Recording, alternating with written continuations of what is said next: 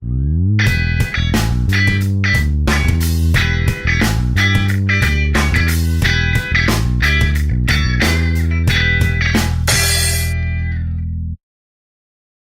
vamos pensar um pouquinho como é que se gerou a crise.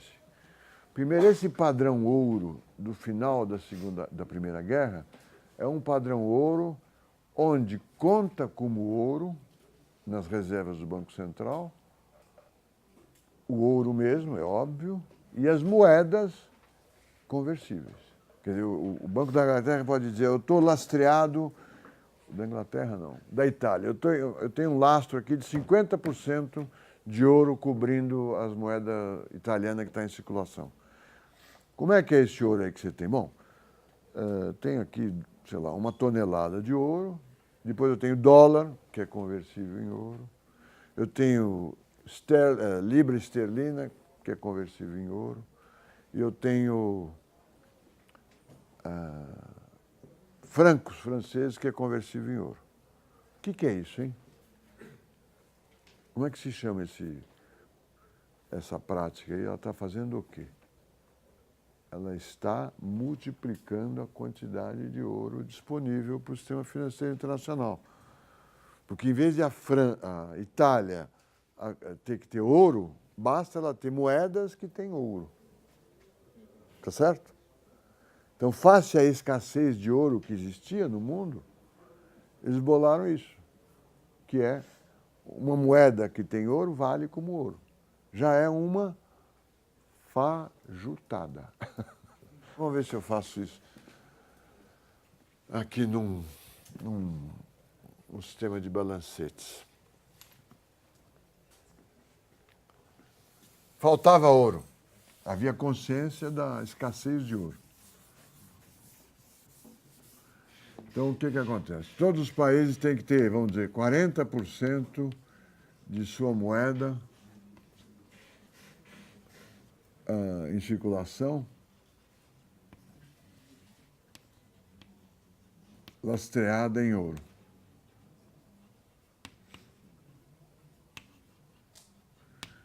E vamos dizer que nós tenhamos 100 toneladas de ouro no mundo.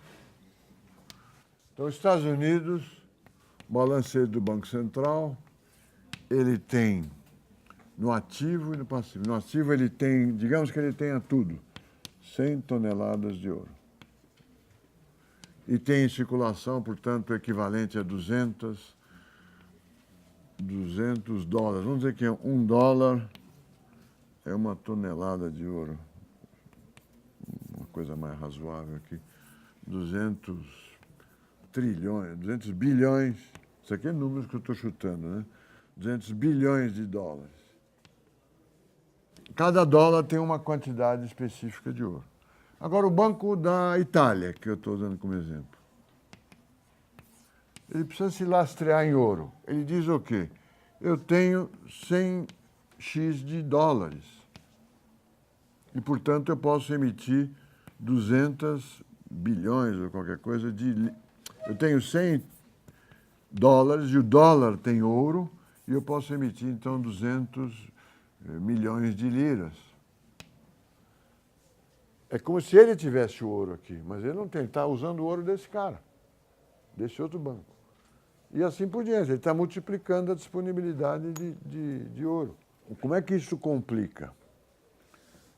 Esse é o regime, pela ausência de ouro, ficou valendo como ouro moedas lastreadas em ouro. Certo? Como é que isso complica? Se há uma crise, vamos pensar, na Itália, o que o Banco Central da Itália, ou uma crise no mundo, o que o Banco Central italiano vai fazer? Ele vai levar, depositar o seu ouro, peraí, não é a crise, na Inglaterra, vai haver um movimento dos países que têm moeda estrangeira como reservas, no sentido, eles vão para os países que têm ouro em reserva quando há uma crise. Então, você começa a desconfiar do Banco da Itália, ele pega os seus depósitos e põe na Inglaterra, que já está com problema, já está cheio de ouro, ou põe nos Estados Unidos. O mecanismo padrão ouro fica atrapalhado. Você tende a se defender, cada país, movimentando depósitos para o país que tem ouro. Então, a Inglaterra tem uma crise, há uma fuga do ouro que está depositado na Inglaterra, ou da moeda que está depositada na Inglaterra, para os Estados Unidos que tem ouro. Em vez de você... A Inglaterra tem um déficit no balanço de pagamentos. Ao invés de você aplicar na Inglaterra, você fala, o negócio aqui não vai funcionar. Então eu tiro o dinheiro do Banco da Inglaterra e ponho no Banco dos Estados Unidos. É o inverso da situação anterior. Na situação anterior, antes de 14, a Inglaterra vai ter uma crise. Eu tenho problema de balanço de pagamento. Eu sei que os outros bancos vão ajudá-la. Eu sei que ela vai levar a taxa de juros. Eu tenho confiança no sistema bancário inglês, eu faço depósitos na Inglaterra das minhas moedas. Eu não sou inglês, sou francês, italiano, alemão, brasileiro. Resolve a crise da Inglaterra. Agora, não, a Inglaterra não tem ouro suficiente, ela tem dólar. Eu não ponho dinheiro na Inglaterra, eu ponho nos Estados Unidos, que é conversível. Então, há uma escassez de crédito por causa, mesmo desse sistema, que é o Foreign Exchange, Golden Exchange System, não é o... em português nunca havia tradução, não é o regime padrão ouro, é um regime do padrão divisa ouro, vale como ouro o dólar. E que foi construído assim de propósito, porque havia uma escassez de ouro no mundo. Então, as crises o banco inglês, o banco francês, o banco americano, já não cooperam entre si, por causa da estrutura de dívidas e créditos que têm, por causa da diferença das experiências diferentes que eles têm em termos de inflação.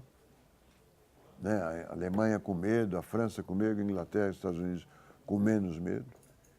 E porque esse regime de foreign exchange, de exchange golden, um regime padrão ouro baseado em reservas, gera uma instabilidade. Você foge para o centro que tem ouro. E não para o país que está com balanço de pagamentos em crise. Aí está o começo do problema da crise de 30. Nos anos 28, 29 e 29, a Bolsa de Valores americana está subindo, e os Estados Unidos estão tendo um mau desempenho econômico, não está crescendo muito rápido, a indústria já está afetada, e está recebendo recursos da Europa que vão aplicar nos Estados Unidos, inclusive na Bolsa de Valores. Vamos dizer, a opinião pública americana está irritada com aquela elevação da Bolsa, ela acha que é um movimento especulativo, pouco duradouro, e que aquele movimento está diminuindo a oferta de crédito para atividades produtivas. Os bancos estão carregados de empréstimos para especuladores que estão comprando ações e falta crédito para a agricultura e para a indústria. Os europeus e os ingleses, que se distinguem, como vocês sabem, estão vendo os Estados Unidos com algum superávit no balanço comercial e recebendo capitais financeiros desse país, enxugando o capital financeiro que está no mundo, ao invés do que deveria ser o padrão ouro. E os Estados Unidos está com o seguinte dilema: o que fazer com a Bolsa de Valores? É interessante pensar que isso é exatamente parecido, ou muito análogo, para não exagerar, com a crise de 2008 que nós vamos estudar em seguida. O preço dos imóveis está subindo, e a taxa de juros não está alta nos Estados Unidos. O Federal Reserve discute várias alternativas para acabar com a especulação na Bolsa. A primeira é uma alternativa parecida com a da Dilma, no grito. Ela pede para os bancos privados não dirigirem seus créditos para especuladores da Bolsa. por favor, é uma pressão do Banco Central para que eles financiem a produção e não a especulação. Isso havia dado certo numa crise anterior americana. Então, a primeira tentativa é ver se, no papo, vamos dizer assim, eles conseguem diminuir o crescimento da Bolsa de Valores. A segunda alternativa discutida era dar uma súbita elevação da taxa de juros, digamos, de 3 para 10, um tratamento de choque, a Bolsa cairia e depois eles voltariam com uma taxa de juros compatível com o nível de atividade americano e do resto do mundo. O mundo não está crescendo rápido. Então a Bolsa de Valores está lá, se fosse uma prova de SLM, olhando a Bolsa de Valores tem alguém dizendo, aumenta a taxa de juros, aumenta a taxa de juros. Mas olhando o nível de atividade europeu e americano, não dá para aumentar, a economia está crescendo devagar. Esse é um dilema. É muito fácil criticar, puxa, deixaram a Bolsa crescer tanto, mas como é que evita isso? Mesmo em 2008, como é que evita o movimento especulativo? Mesmo que os movimentos especulativos tenham a seguinte natureza. Os novos clássicos acham que o mercado é eficiente, ninguém ganha do mercado, e especulação é uma bolha, é um evento casual, né? É um acontecimento esporádico. Mas a operação do mercado financeiro é diferente. Mesmo que eu não acredite que o preço dos imóveis americanos é um preço duradouro, sustentável, se você quiser,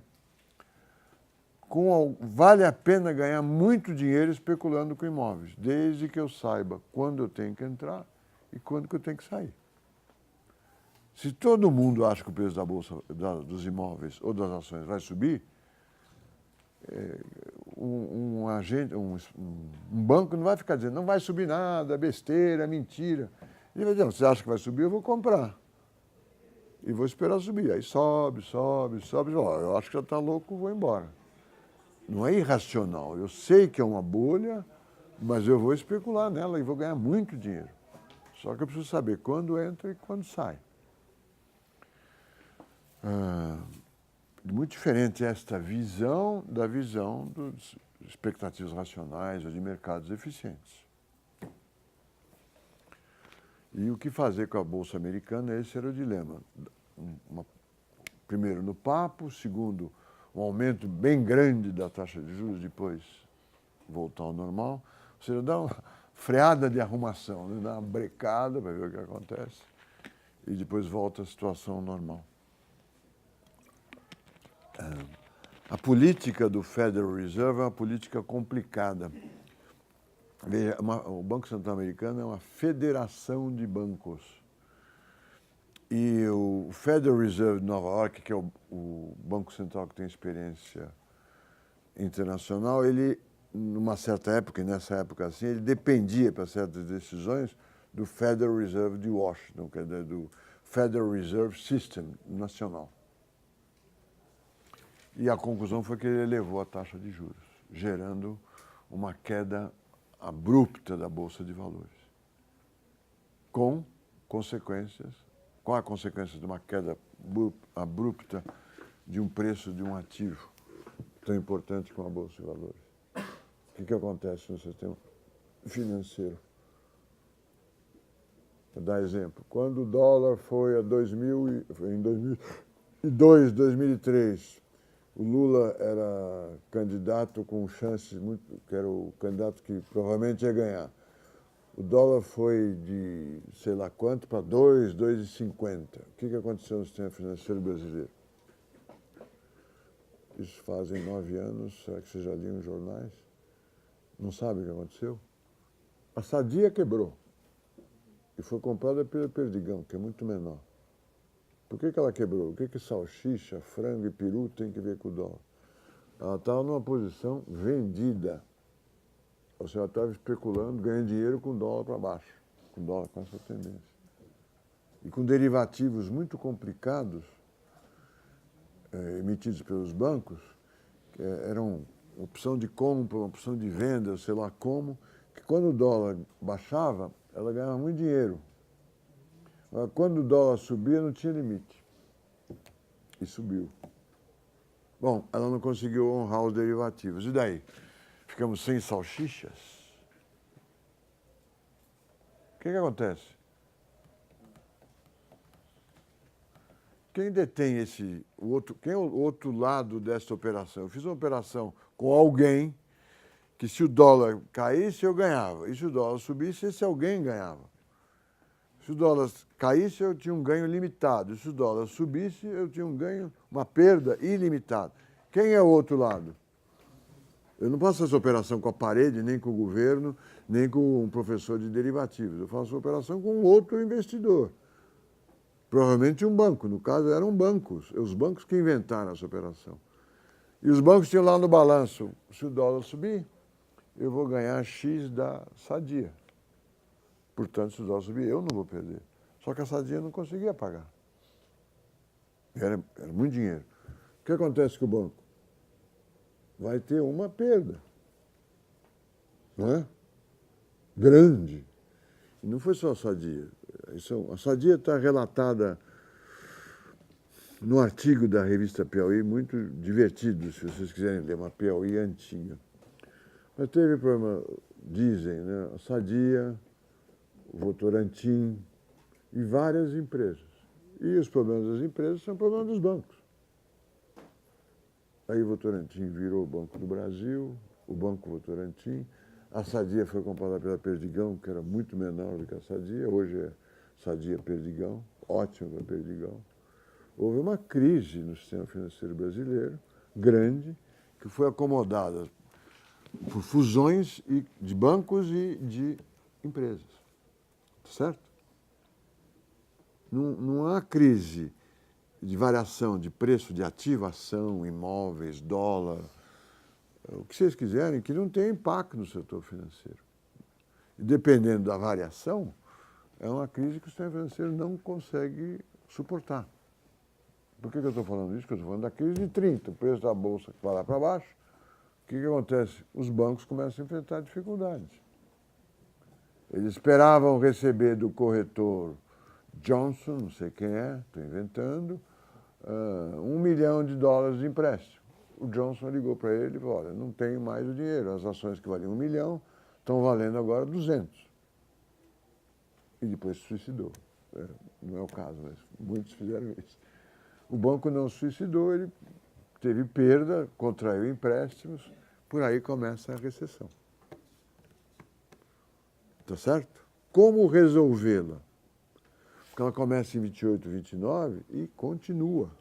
O desemprego vai a 30%. Como resolvê-la? A solução é, entre aspas, keynesiana. Tem que criar empréstimos, fazer empréstimos e fazer gastos. Não é isso? Dar liquidez para o sistema bancário, porque ele está perdendo ativos, a liquidez está se reduzindo. No regime de padrão ouro, que está vigorando, ele não pode fazer isso. Ele não pode expandir a liquidez. Se a Inglaterra expandisse a liquidez, fala, vou emitir acima do que permitido pela conversibilidade, o que acontece com o ouro? Vai todo embora. Indo embora o ouro, fala, esses caras estão fazendo uma política heterodoxa, dinossauro, são gregos, são brasileiros, né? Fazer sozinho não dá. Ele perde capital. O que ele queria fazer, ampliar o crédito, ele acaba fazendo o contrário. Foge todo mundo da Inglaterra, ou fugiria todo mundo dos Estados Unidos. A outra alternativa seria desvalorizar, também não pode. Então o mundo passa a viver deflação e desemprego e deflação. Os preços começam a cair. E aí o Keynes está falando lá na Inglaterra, começa a dar palestras, que se vocês pensarem um pouquinho, são propostas práticas. Eu estou com dor no pé. Pode aparecer um psicanalista e dizer, olha, você está, como é que chama? Somatizando o amor que você tem pela sua mãe. Mas está doendo o pé, né? Um homem prático vai no ortopedista, arruma o meu pé, não é? a proposta básica do Keynes, olhando para a Inglaterra, em longo desemprego, bom, se não tem demanda, vamos gerar demanda. Mais crédito, mais déficit. Política monetária expansionista e política fiscal expansionista. O começo das suas palestras ele não tem a teoria pronta. Ele está falando como um homem envolvido com política econômica. Ele é um retórico, ele está tentando persuadir as autoridades inglesas a fazer alguma coisa. Livre-se do padrão ouro. Ele fala, o título desse livro, Golden Fetters, Grilhões de Ouro, é uma expressão que o Keynes usa. Vamos nos livrar dos grilhões de ouro. Essa é uma linha. O Hayek, que vem lá da Áustria, fugindo do Hitler, é um professor austríaco, da escola austríaca, fala, não vai funcionar. Ele tem um argumento microeconômico. Você vai, que aliás eu não entendo, lendo esse livro eu não entendi, você vai distorcer o funcionamento da economia de mercado e vai ter, para usar a linguagem de 2012, vai ter um voo de galinha, vai crescer um pouquinho e depois vai decrescer. Essa recessão, do ponto de vista do Hayek e de vários economistas conservadores, ela é o resultado do excesso de liquidez que houve no passado ou do excesso de especulação. Vamos purgar isso. Essa recessão é saneadora. Ela vai fazer com que algumas empresas entrem em falência porque não eram competitivas. Vai fazer aumentar o desemprego para os trabalhadores entenderem que talvez eles não possam ganhar o que eles queriam ganhar. E nós vamos ter uma recessão e depois recuperar. Essa é a linha do Hayek. Intervir vai ser artificial. Não vai funcionar. Você vai gerar um pequeno ganho e depois deixa de crescer. Isso ocorre, vamos fazer que seja em 1930, ocorre há 82 anos atrás. Quase um século. E se vocês lerem os jornais, a mesma discussão está em pauta hoje. O Tea Party fala que é uma posição radical. Hoje ela é mais... Esse debate, vamos dizer, entre as pessoas ilustradas, o radicalismo é menor. Né? Vamos dizer, a direita e a esquerda, entre as pessoas ilustradas, é menor. Mas entre a extrema-direita, o Tea Party e a extrema-esquerda, ele é mais forte. E é o mesmo debate de antes. A proposta de austeridade para a Grécia é uma proposta que corta, sofre, passa por recessão, mas isso restabelece a confiança dos capitais internacionais e nacionais que voltarão a investir na Grécia. É uma proposta parecida com a do Hayek. E a proposta do Hollande, que é o novo primeiro-ministro, presidente francês, que não sei como é que é ainda, mas é simpática. Vamos recuperar o crescimento com austeridade. Aí que vão ver como é que funciona. É o mesmo debate dos anos 30. Veja, há um imobilismo de todos os países envolvidos, França, Inglaterra, Alemanha e Estados Unidos, imobilismo causado por uma que se chamava, não sei se chama hoje ainda, uma barreira mental. A barreira mental é não pensar sobre uma coisa que você nunca pensou. Um exemplo é o cara que põe o óculos aqui e fica procurando o óculos em todos os lugares. Pô, perdi o óculos. Ele está sofrendo uma barreira mental. Se ele procurasse num lugar pouco esperado, né, na testa, ele ia achar o óculos. Ou se ele está preso na sauna, faz assim com a porta, faz assim, fica desesperado e esquece que a porta da sauna abre ao contrário. Esse é o ethos do padrão ouro. O governo não pode ter déficit público. A política monetária tem que obedecer às regras do padrão do ouro. O que é ter uma moeda sem ouro? Não faz sentido. É uma loucura. É uma coisa artificial, temporária, não natural. A retórica dessa discussão, do lado dos conservadores, o argumento sempre não é natural. A palavra natural hoje tem um problema. Qual o problema da palavra natural hoje? Alguém? O natural é hoje dado? É realmente natural? O natural em 2012 é natural? Quem sabe quem é a Dolly? Quem é a Dolly? É uma ovelha natural? Hã? Não, mas nós estamos com poder de... A biotecnologia gera um poder de manipulação da natureza que o natural passa, não é mais dado. Tá certo? Na época do Freud, o comum era as mulheres serem histéricas, por causa da repressão, vamos dizer, uma versão de economista sobre psicanálise. Né? Histérica porque ela era reprimida, não podia ter uma vida sem obedecer à ética ou à moral vitoriana. E os homens também eram histéricos. O diagnóstico era esse. Hoje não há histéricos. Eu acho que há, mas os psicanalistas dizem que não há. Hoje há depressão. Então, a doença mental não é natural, depende da sociedade que você está inserido. Depois, nós estamos preocupados com o aquecimento global. Estamos mudando a natureza. Não é verdade? Não é só a Dolly, é célula-tronco, soja transgênica, e por aí vai. Mais a destruição da natureza que o desenvolvimento econômico tem gerado. Então, hoje não se fala mais em natural, se fala em neutro. Mas, nos anos 30, não é natural que a moeda não seja ouro. Como é que vai emitir? Nós acabamos de voltar à conversibilidade. A Alemanha, numa situação razoável, porque a taxa de câmbio dela estava bem desvalorizada, parece com hoje, né? A França, sentada em cima do ouro, cheia de ouro, com medo da inflação, não ia expandir liquidez de jeito nenhum. A Inglaterra, com problema de conversibilidade, mas aguentando firme. E os Estados Unidos, cheio de ouro, com superávit comercial e com restrição de crédito. É o padrão ouro que está travando o ethos do padrão ouro, o ethos quer dizer as regras do padrão ouro, que estão travando a solução da crise. Segundo o Eichengreen. O Kindleberger dizia, não, se o Banco da Inglaterra fosse ainda o Banco Central do mundo, poderia operar. O Eichengreen dizia, não é verdade. Porque, primeiro, ele nunca trabalhou sozinho, ele precisava da cooperação dos outros.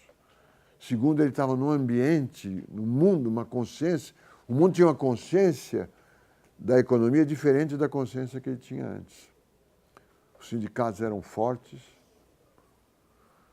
o desemprego era um conceito importante.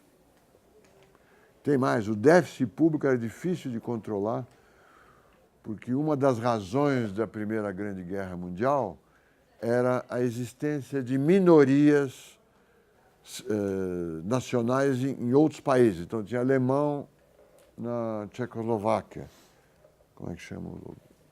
Talvez Boêmia, não sei, o sueto. Tinha húngaro no Império Austro-Húngaro. Tinha várias minorias distribuídas em outros países. Depois da Segunda Guerra, da Primeira Guerra, o resultado foi o estabelecimento de votações proporcionais e não majoritárias, para dar voz para essas minorias. Tá certo? Então, uma política econômica diferente era, por exemplo, para cortar o déficit público, se fosse o caso, era barrada por esse novo sistema político onde as minorias tinham algo a dizer.